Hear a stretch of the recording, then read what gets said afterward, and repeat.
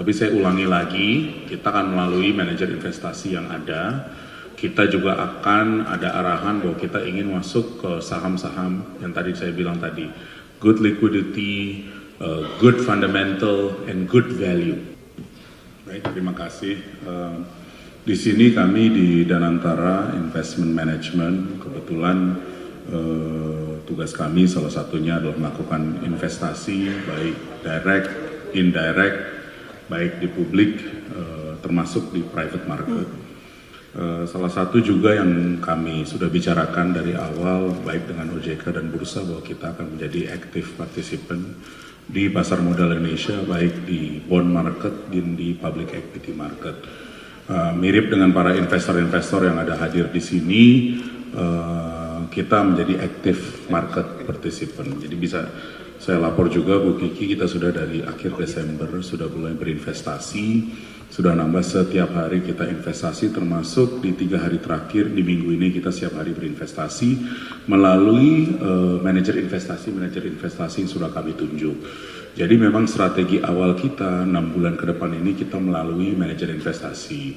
Memang tidak langsung, ini kenapa? Karena kami juga ingin crowd in para pemain yang ada. Dan jumlahnya memang signifikan, tapi ya kita juga membeli arahan dari kami kepada manajer-manajer investasi yang kami tunjuk. Tolong dibeli saham yang memiliki good growth, good fundamental, good liquidity, itu juga sangat penting, dan juga make sure it has good cash flow. Jadi saya balik kepada satu, it has to have very good liquidity, ini sangat penting. Kedua, it has to have a very good business. Dan ketiga, it has to have a very good fundamental. Ini penting karena tetap di Danantara kami harus bisa mempertanggungjawabkan investment yang akan kami lakukan. Dan ini akan terus. Minggu depan pun, Senin, Selasa, Rabu, Kamis, kami akan berinvestasi masuk ke pasar modal. Karena menurut kami, there is good value di ekonomi di Indonesia berjalan dengan baik. Tapi most important, we find very good value in a lot of the businesses yang sudah kita identifikasi untuk beli. Jadi ini penting karena memang besok kita jam 9 pagi kan udah buka pasar. We are active participant in the market, Bu Kiki. Jadi mungkin untuk tahun ini bisa dibilang dari pendanaan Danantara setengah akan masuk ke public market, di mana sebagian besar tentu akan di Indonesia, karena kami bisa invest di luar juga Pak Bu, tapi kita akan melihat Indonesia, keberpihakan kepada Indonesia. Tapi saya ulangi lagi, kita akan melalui manajer investasi yang ada. Kita juga akan ada arahan bahwa kita ingin masuk ke saham-saham yang tadi saya bilang tadi. Good liquidity, good fundamental, and good value. Itu juga penting. Jadi ini mungkin satu aja yang bisa saya sampaikan dari sisi Danantara karena kami sudah mulai aktif dari akhir Desember tahun lalu di pasar modal Indonesia. Terima kasih Bu Kiki. Terima kasih Pak Pandu. Tepuk tangan buat Pak Pandu. Baik. Berikutnya saya akan menyampaikan beberapa hal dari OJK. Hari ini saya hadir bersama Pak Hasan Fauzi. Mungkin teman-teman media, pastinya teman-teman media mengikuti ya bahwa pada hari Jumat lalu Pak Ketua OJK, Bapak Mahendra Siregar, Bapak Wakil Ketua Dewan Komisioner OJK Pak Mirsa Aditya Suara dan Kepala Eksekutif Mas Pasar Modal Derivatif dan Bursa Karbon Pak Inano Jayadi mengundurkan diri sebagai bentuk tanggung jawab moral beliau bertiga, dan kami sangat menghormati dan mengapresiasi keputusan yang beliau bertiga ambil. Namun kami menyadari bahwa dengan mundurnya 3 anggota Dewan Komisioner OJK tersebut, banyak kemudian dari market bertanya ya, terutama juga dari media, dan mungkin khawatir dan sebagainya. Tapi pada kesempatan yang sangat baik ini saya menyampaikan bahwa tidak sampai 24 jam sudah ada pejabat sementara untuk ketua, yaitu saya, dan juga merangkap sebagai wakil ketua, dan juga Pak Hasan Fauzi dalam mekanisme sesuai dengan Undang-Undang Nomor 21 Tahun 2011 dan dikuatkan di Undang-Undang Pengembangan dan Penguatan Sektor Jasa Keuangan Nomor 4 Tahun 2023. Pak Hasan ditunjuk sebagai pejabat sementara untuk kepala eksekutif, pengawas pasar modal, derivatif dan bursa karbon. Jadi tidak ada kekosongan kepemimpinan lebih dari 24 jam. Itu yang ingin saya sampaikan sehingga kita memastikan bahwa seluruh tugas pokok fungsi dari OJK berjalan dengan baik ya. Dan Sabtu Minggu ini kami masuk ya untuk bisa melakukan hal-hal yang dirasa perlu untuk meningkatkan confidence market dan sebagainya. Kita lakukan Sabtu Minggu ini saya dan Pak Hasan nggak istirahat sama sekali untuk melakukan hal-hal yang diperlukan ya. Mungkin bertanya-tanya kenapa saya, kenapa Pak Hasan gitu ya? Karena kalau kita melihat kan kemarin isunya undurnya rekan kami bertiga karena ada di market hari Kamis dan Jumat, sehingga akhirnya saya dan Pak Hasan yang kemudian di rapat anggota Dewan Komisioner sepakat untuk menunjuk saya sebagai pejabat sementara Ketua dan Waka dan Pak Hasan sebagai pejabat sementara KIPMDK. Karena kebetulan pasar modal ini sudah rumah kami berdua ya Pak Hasan ya. Juga Bapak Ibu nih sahabat-sahabat saya yang lebih dari 20 tahun nih, dari saya bisa bilang wajah Bapak Ibu nggak berubah loh teman-teman saya ini ya. Kita menua bersama ini ya. Jadi senang sekali saya ketemu lagi, tapi mungkin dalam suasana yang kita semua harus sama-sama seriusi ya untuk bisa bagaimana kita bersama-sama meningkatkan integritas pasar modal, melakukan reformasi integritas di sektor pasar modal yang kita cintai bersama. Saya mungkin sejak lulus kuliah ya langsung kerja di Bursa Efek Indonesia. Pak Hasan juga lulus kuliah langsung kerja di KP ya Pak ya. Waktu itu masih di KDEI, akhirnya pecah jadi KSI dan KSI lama banget ya berarti ya. Dan kemudian alhamdulillah saya juga kemudian pernah jadi direktur utama di KSI juga dan pernah jadi seperti Bapak Ibu direktur utama di perusahaan sekuritas ya. Jadi karena itu kita nggak bisa mengelak ya Pak Hasan ya. Akhirnya diminta untuk pejabat sementara dan insya Allah tidak usah khawatir Bapak Ibu ya. Kita sama-sama lah kita memahami permasalahannya dan kita sama-sama mencari jalan keluar untuk bisa bersama-sama meningkatkan atau melakukan reformasi integritas di sektor pasar modal. Bapak Ibu, saudara-saudaraku yang kami hormati dan banggakan, OJK bersama dengan Self Regulatory Organization, bersama dengan Bursa Efek Indonesia, Clearing Penjaminan Efek Indonesia, dan Kustodian Sentral Efek Indonesia, kita menyampaikan komitmen untuk melakukan bold and ambitious reforms di pasar modal Indonesia. Sesuai dengan best practices dan juga tentu saja memenuhi ekspektasi dari global index provider. Kami di sini menyiapkan 8 rencana aksi ya untuk percepatan reformasi integritas di pasar modal Indonesia. Mungkin bisa ditayangkan. OJK berkomitmen bersama dengan pemerintah dan stakeholder berkomitmen untuk terus memperkuat reformasi struktural pasar modal Indonesia.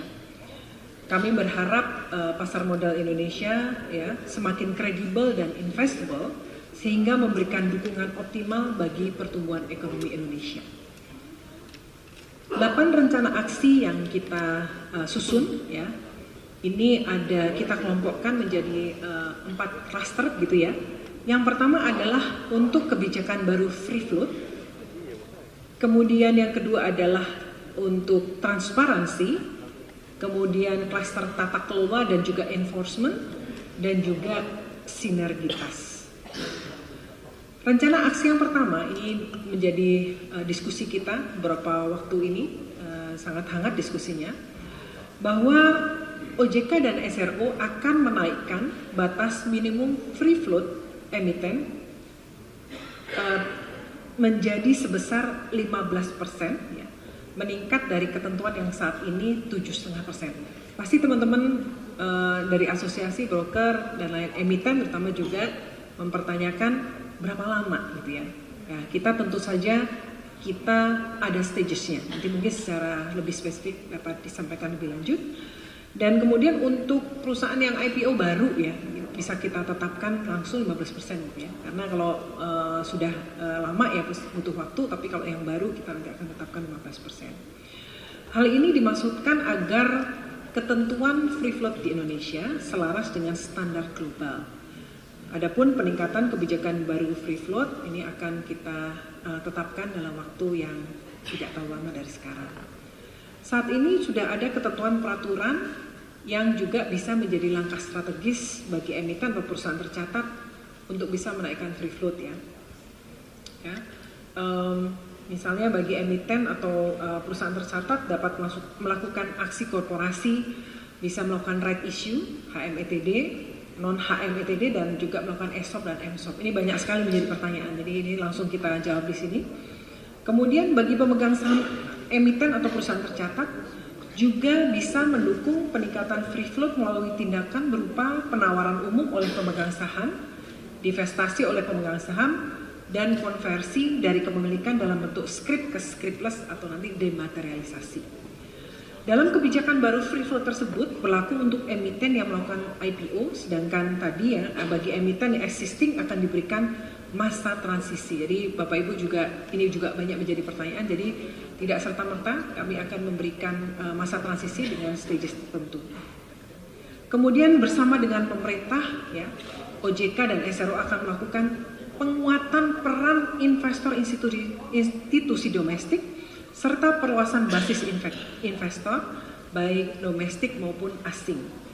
Karena sebagaimana kita ketahui bersama, kemarin pemerintah ya, kita kemarin ya baru melakukan press conference juga bersama Pak Menko, Pak Rosan juga, Pak Menkyu, kemudian dari Danantara, dari ya Pak Mensesnek itu juga hadir, itu menyampaikan komitmen bersama dukungan terhadap industri pasar modal dengan memperbarui ya berbagai limit ya seperti di asuransi dan dana pensiun yang dimiliki oleh pemerintah untuk bisa berinvestasi di pasar saham, tentu saja sesuai dengan praktik manajemen risiko yang baik dan tata kelola yang baik. Termasuk komitmen Pak Pandu ya, langsung ya. Makanya kita undang Pak Pandu hari ini. Ini sesuai wishlist kan. Kemudian yang berikutnya nih, kategori yang kedua, transparansi. Ini juga sesuatu yang menjadi diskusi atau menjadi concern lah lebih tepat ya. Pak Pandu juga berapa kali menyampaikan ini ya Pak Pandu ya. Transparansi atas Ultimate Beneficiary Ownership atau UBO, kita biasanya nyebutnya UBO, di mana kita akan terus mendorong penguatan transparansi UBO ini dan penguatan keterbukaan afiliasi pemegang saham. Dengan langkah-langkah yang kita ambil tersebut, ya, harapannya akan meningkatkan kredibilitas dan juga investability atau daya tarik investasi melalui pengaturan yang tegas berdasarkan best practice internasional. Kemudian yang ketiga adalah terkait penguatan data kepemilikan saham. Ini kita lihat, OJK akan memerintahkan KSEI untuk melakukan penguatan data kepemilikan saham sehingga lebih granular dan juga tentu saja reliable. Antara lain dengan mendetailkan klasifikasi subtipe atau investor dengan mengacu pada best practices global. Ini tentu saja juga sesuai dengan ekspektasi yang disampaikan oleh MSCI kepada kita. Kami sudah berdiskusi juga dengan Pak Samsul ya di KSEI Pusat Seluruh Jajaran, dengan Pak Jeffrey dan juga teman-teman SRO semua, bahwa ini akan dilakukan dalam waktu dekat. Gitu. Kemudian penguatan ketentuan disclosure pemegang saham emiten dan perusahaan tercatat. Selanjutnya atas dasar tersebut KSEI akan menyampaikan kepada bursa untuk dilakukan publikasi melalui website Bursa Efek Indonesia. Kemudian yang berikutnya kategori tata kelola dan investment, mungkin slide lagi. Ada 3 rencana aksi. Yang pertama adalah ini rencana aksi keempat ya kita sebutnya demutualisasi Bursa Efek Indonesia. Ini sesuai dengan amanat undang-undang di mana kita juga berkomitmen untuk melanjutkan demutualisasi Bursa Efek dalam rangka peningkatan governansi dan juga mengurangi konflik kepentingan. Di Di dalam Undang-Undang P2SK disebut bahwa dibuka agar supaya pihak lain ya selain perantara pedagang efek bisa menjadi pemegang saham bursa efek dalam rangka penguatan governansi dan juga mitigasi. Mitigasinya misalnya benturan-benturan kepentingan tadi, serta peningkatan independensi, transparansi, dan tentu saja efisiensi pelaksanaan kegiatan di bursa efek. OJK akan terus melakukan pembahasan bersama dengan pemerintah dalam hal ini Kementerian Keuangan maupun dengan Bursa Efek Indonesia itu sendiri tentunya dalam rangka persiapan implementasi demutualisasi Bursa Efek Indonesia. Kemudian yang kelima, rencana aksi yang kelima, penegakan peraturan dan sanksi atau enforcement. Ini juga terus kita sampaikan dengan tegas bahwa kita akan melakukan penguatan enforcement atas berbagai pelanggaran hukum di pasar modal secara tegas dan berkelanjutan. Contoh yang utama yang akan kita lakukan enforcement penguatan adalah manipulasi transaksi saham, atau bahasa istilahnya tuh teman-teman wartawan suka pakai goreng-menggoreng gitu ya, dan juga informasi yang menyesatkan. Ini kasihan terutama untuk investor-investor retail kalau ada orang yang suka memberikan informasi menyesatkan, ini juga ada pasal-pasal yang kita gunakan untuk enforcement. Kemudian rencana aksi yang keenam adalah penguatan tata kelola emiten. Ini juga sangat penting, antara lain kita akan mewajibkan pendidikan berkelanjutan bagi direksi, komisaris, komite audit di emiten, dan kewajiban bagi penyusun laporan keuangan emiten itu harus punya sertifikasi CA atau Certified Accountant.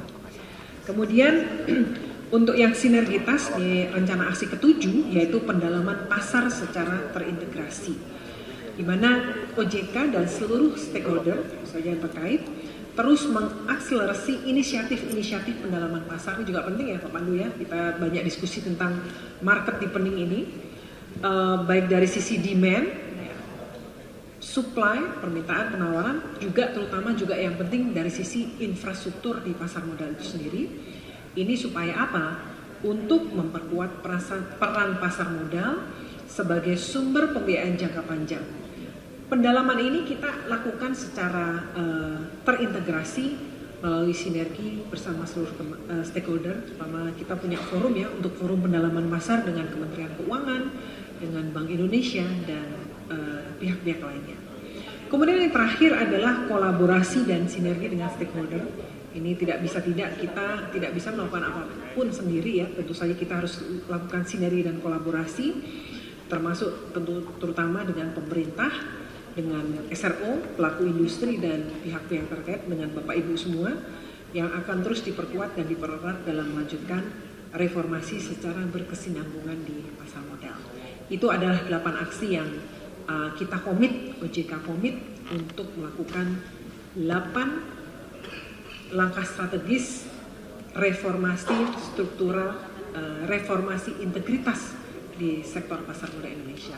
Dari saya akan mengundang Pak Hasan juga untuk ini sebagai KE PMDK untuk kalau ada yang ingin disampaikan. Setelah Pak Hasan nanti Pak Jeffrey, saya mengundang Pak Samsul juga dan mungkin Pak Yudha. Silakan. Subscribe, share, like, and comment. Subscribe, share, like, and comment. Subscribe, share, like, and comment. Subscribe, share, like, and comment. Subscribe, share, like, and comment.